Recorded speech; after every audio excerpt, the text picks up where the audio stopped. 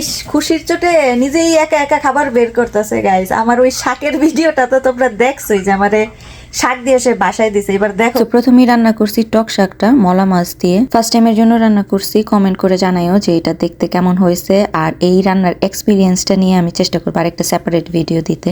আর এইখানে রান্না করছিলাম পুঁই শাক দিয়ে চিংড়ি মাছ, আর এটা ওই শাকটাই, ওই টক শাক দিয়ে মলা মাছ, ওইটা যখন সার্ভ করছি ওই একসাথে একটা ভিডিও ক্লিপ নিছি। আর এখানে ছিল কচু শাক দিয়ে ইলিশ মাছ দিয়ে, আর এটা ছিল মূলা শাকের সাথে আমি একটা রুই মাছের টুকরা ভেজে ওইটাকে মানে বেছে তারপর এটার সাথে ভেঙে তারপর রান্না করছি। এটা আমার অনেক ফেভারিট হয়, এটা আমি সবসময় রান্না করি। এন্ড দেন এটা হচ্ছে গিয়ে একটা কলমি শাক ভাজি। কলমি শাক যেহেতু দীপু দুইটা শাকের ব্যাগ নিয়ে আসছিল, সো একটাকে ভাজি করছি আর একটাকে এইভাবে রান্না করছি। এই রান্নাটা যেই মজা হয়েছে এটা তো আমি আবার রান্না করবো 200% শিওর। ওইটাতে ছিল কলমি শাকের সাথে অল্প একটু পুঁটি শুটকি বা চাপা শুটকি যেটাই বলো না কেন, শুটকি দিয়ে রান্না করছিলাম। বাই দা ওয়ে, সবজি কিন্তু আমি একদিনে রান্না করি নাই, একদিন আমি সব শাক রান্না করছি আর পরের দিন শুধু সব ধরনের সবজি রান্না করছি। দেখতে পাচ্ছিলাম জুকুনি বা ধুন্দুল যেটাই বলো, ওইটা দিয়ে চিংড়ি মাছ দিয়ে রান্না করছিলাম। এখানে রান্না করছিলাম রুই মাছ দিয়ে। এন্ড দেন এটা ছিল জালি কুমড়া দিয়ে ইলিশ মাছটা। আল্লাহ, আমি তো এটার ক্লিপ নিছি, আমি ভাবছি এটার ক্লিপ নিতে আমি ভুলে গেছিলাম।